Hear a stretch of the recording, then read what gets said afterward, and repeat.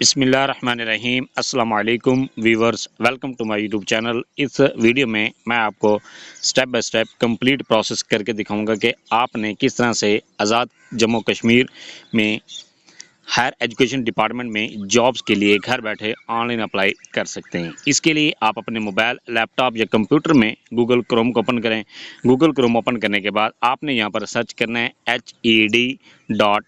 hed.ajk.com.p। जैसे आप इसको सर्च करते हैं आपके सामने ये वेबसाइट ओपन होती है। आपने यहाँ पर दो वेबसाइट आपके सामने शो हो रही हैं, jobs higher education of AJ&K। इसके बाद है हायर एजुकेशन ऑफ AJK। आप इस पर क्लिक करें।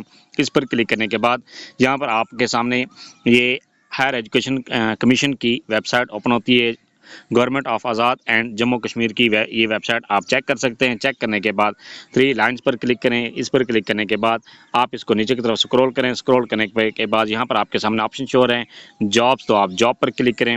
जॉब पर क्लिक करने के बाद यहाँ पर आप ये चेक कर सकते हैं ad hoc appointment of lecturers BPS 17 higher education department government of Azad Jammu Kashmir. यहाँ पर आप ये एडवर्टाइजमेंट भी चेक कर सकते हैं। इसके बाद आप ये सीट्स भी चेक कर सकते हैं कि किस सब्जेक्ट के कितनी यानी सीट अनाउंस की गई हैं। इसके बाद आप इसको टर्म्स एंड कंडीशन भी इसकी चेक कर सकते हैं। चेक करने के बाद नेक्स्ट है अप्लाई करने के लिए आपके सामने ऑप्शन दे रहा है click here to apply online, तो आप इस पर क्लिक हेयर ऑनलाइन पर क्लिक करने के बाद यहाँ पर आपके सामने इस तरह का इंटरफेस ओपन होता है। यहाँ पर ये कहता है higher education department government of Azad Jammu Kashmir job application for ad hoc appointments 2025। इसके बाद यहाँ पर आप अगर अपनी जीमेल आपके मोबाइल में ऑन है तो आप अपनी जीमेल को यहाँ पर चेक कर सकते हैं। इसके बाद नेक्स्ट है यहाँ पर ये कहता है ईमेल, आप ईमेल वाले खाने में अपने जीमेल को इंटर करें। इसके बाद नेक्स्ट के बटन पर क्लिक। नेक्स्ट पर क्लिक करने के बाद यहाँ पर आपके सामने ये कहता है पोस्ट कैटेगरी, आप किस कैटेगरी के लिए अप्लाई करना चाहते हैं। जिस कैटेगरी के लिए भी आप अप्लाई करना चाहते हैं वो यहाँ पर आपने सेलेक्ट करना है। जो भी आपका सब्जेक्ट है वो यहाँ पर आपने सेलेक्ट कर देना है। सेलेक्ट करने के बाद नेक्स्ट के बटन पर क्लिक। नेक्स्ट पर क्लिक करने के बाद यहाँ पर ये कहता है डिस्ट्रिक्ट ऑफ डोमिसाइल और यूनिट, यहाँ पर आपने अपना डिस्ट्रिक्ट सेलेक्ट करना है। जो भी आपका डिस्ट्रिक्ट है वो यहाँ पर आपने एहतियात के साथ सिलेक्ट कर देना है। सिलेक्ट करने के बाद नेक्स्ट है कॉन्स्टिट्यूएंसी, यहाँ पर आपने अपनी कॉन्स्टिट्यूएंसी सेलेक्ट करनी है। जो भी आपकी कॉन्स्टिट्यूएंसी है वो यहाँ पर आपने सेलेक्ट कर देना है। इसके बाद नेक्स्ट के बटन पर क्लिक। नेक्स्ट पर क्लिक करने के बाद यहाँ पर ये कहता है पर्सनल इन्फॉर्मेशन, यहाँ पर आपने अपनी पर्सनल इन्फॉर्मेशन एंटर करनी है। यहाँ पर इंस्ट्रक्शन दे रहा है use capital letters and leave space between words. आपने कैपिटल लेटर्स जो यूज़ करते हुए अपने यहाँ पर पर्सनल इन्फॉर्मेशन एंटर करनी है। सबसे पहले फुल नेम वाले खाने में यहाँ पर आपने अपना मुकम्मल नाम लिखना है। इसके बाद फादर नेम वाले खाने में अपने वालिद का नाम लिखें। इसके बाद CNSE कैंडिडेट CNSE, यहाँ पर अपना शनाख्ती कार्ड नंबर लिखना है। शनाख्ती कार्ड नंबर लिखने के दौरान आपने डैश भी यहाँ पर इंटर करना है। विद डैशेस के साथ अपने शनाख्ती का नंबर लिखना है। इसके बाद डेट ऑफ बर्थ, यहाँ पर आपने अपने डेट ऑफ बर्थ को सिलेक्ट करना है। जो भी आपकी डेट ऑफ बर्थ है वो यहाँ पर आपने इस तरह से सिलेक्ट कर देनी है। पहले आपने ईयर सेलेक्ट करना है, इसके बाद मंथ सेलेक्ट करें, इसके बाद डेट सेलेक्ट करें और सेट पर क्लिक कर दें। इसके बाद जेंडर, यहाँ पर अपनी जेंडर सेलेक्ट करें।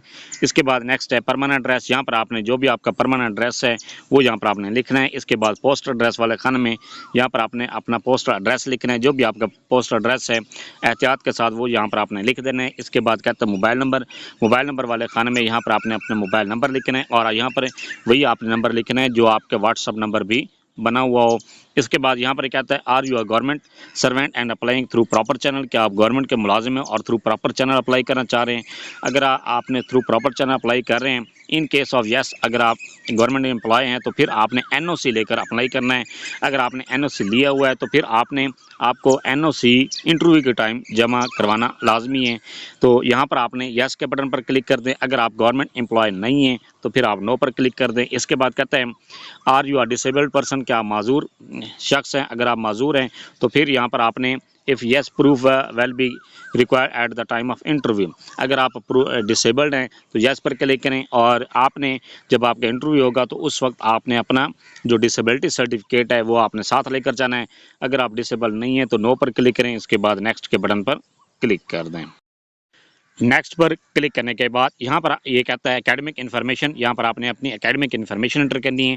सबसे पहले आपने मैट्रिक की क्वालिफिकेशन को एंटर करना है। इसके बाद इंटरमीडिएट, इसके बाद फिर आपने ग्रेजुएशन, इसके बाद मास्टर डिग्री, इसके बाद MPhil PhD अगर आपने की हुई है तो आपने उसकी इन्फॉर्मेशन एंटर करनी है। सबसे पहले यहाँ पर ये कहता है मैट्रिक, तो आपने मैट्रिक के क्वालिफिकेशन को एंटर करना है। मैट्रिक क्वालिफिकेशन एंटर करने के लिए इसके बाद ये नोट पे दिया गया result waiting candidates are not eligible. अगर आप रिजल्ट वेटिंग है तो आप इसके लिए एलिजिबल नहीं कर सकते, इसमें एलिजिबल है नहीं है, आप अप्लाई नहीं कर सकते। कैंडिडेट मस्ट कन्वर्ट हिज और हर CGPA into marks otherwise will be rejected. आपने अपने CGP को अपने ये मार्क्स में भी कन्वर्ट करवा के वो भी या साथ इंटरव्यू वाले दिन साथ लेकर जाना है, वो शीट आपने साथ लेकर जानी है।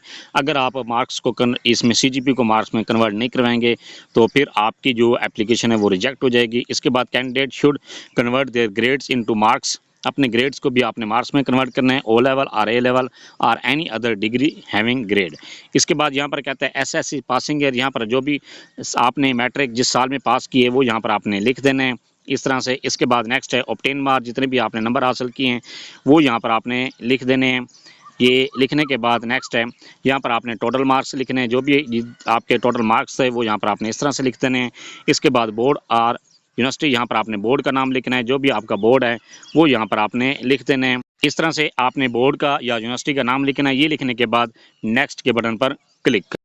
नेक्स्ट है एकेडमिक इन्फॉर्मेशन में आपने अपनी इंटरमीडिएट की क्वालिफिकेशन को एंटर करना है। इंटरमीडिएट एंटर करने के लिए नेक्स्ट है HSSC पासिंग ईयर, यहाँ पर जिस साल में भी आपने अपने FSC को पास किए हैं वो यहाँ पर आपने लिख देना है। ये लिखने के बाद फिर आपने ऑब्टेन मार्क्स लिखने, इसके बाद फिर आपने टोटल मार्क्स लिखने। ये लिखने के बाद बोर्ड या यूनिवर्सिटी का नाम लिखें।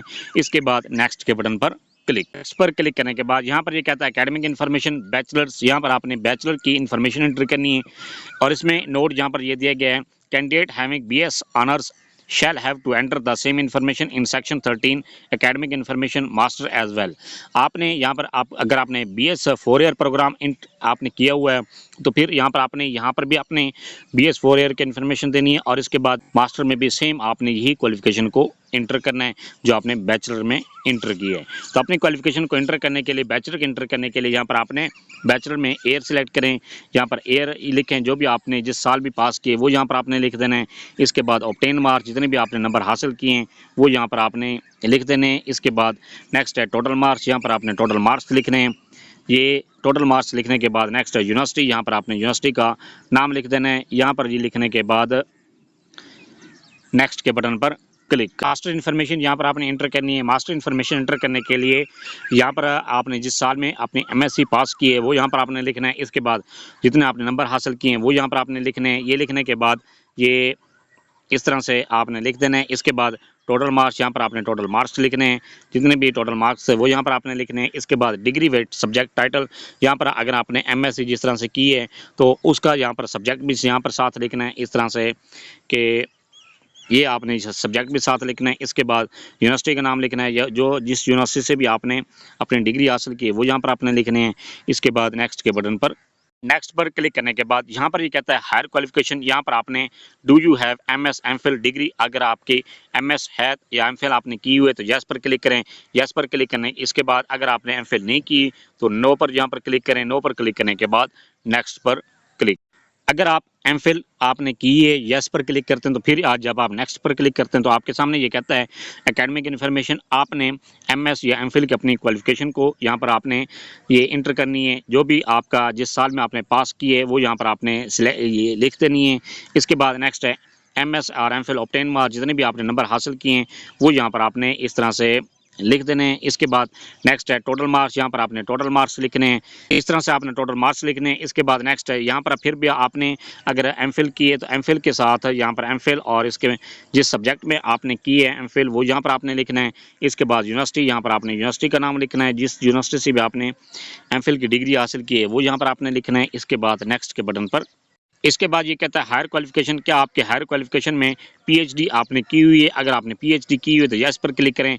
यस पर क्लिक करने के बाद जब आप नेक्स्ट पर क्लिक करेंगे तो फिर आपसे PhD की क्वालिफिकेशन की इन्फॉर्मेशन मांगेगा, वो आपने इंटर करनी है। अगर आप नो पर क्लिक करते हैं तो फिर यहाँ पर आपने नेक्स्ट नो पर क्लिक करने के बाद नेक्स्ट पर क्लिक कर दें तो फिर आपसे PhD की इन्फॉर्मेशन नहीं मांग। यस पर क्लिक करने के बाद यहाँ पर ये कहता है एकेडमिक इन्फॉर्मेशन PhD, इसमें पासिंग ईयर यहाँ पर आपने सिलेक्ट करना है। जो भी आपका पासिंग ईयर है वो यहाँ पर आपने लिखना है। इसके बाद ऑब्टेन मार्क्स, टोटल मार्क्स, इसके बाद सब्जेक्ट विद PhD फिजिक्स आपने इस तरह से ये साथ लिखना है। इसके बाद यूनिवर्सिटी का नाम लिखें और इसके बाद नेक्स्ट के बटन पर नेक्स्ट पर क्लिक करने के बाद यहाँ पर ये कहता है प्रोफेशनल क्वालिफिकेशन, क्या आपकी प्रोफेशनल क्वालिफिकेशन में B.Ed, BS ED, BS, ED या बीएड ऑनर्स आपने किया हुआ है, तो यहाँ पर क्योंकि येस नो का ऑप्शन नहीं है, क्योंकि जो लेक्चरर की पोस्ट होती है वहाँ उसके लिए बीएड ज़रूरी नहीं होती। नेक्स्ट के बटन पर क्लिक कर, इस पर क्लिक करने के बाद यहाँ पर ये कहता है प्रोफेशनल हायर क्वालिफिकेशन, क्या आपकी प्रोफेशनल हायर क्वालिफिकेशन है। अगर आपने बीएड किया, आपने एमएड किया हुआ है, या आपने एमएसईडी किया हुआ है, आपने बीएड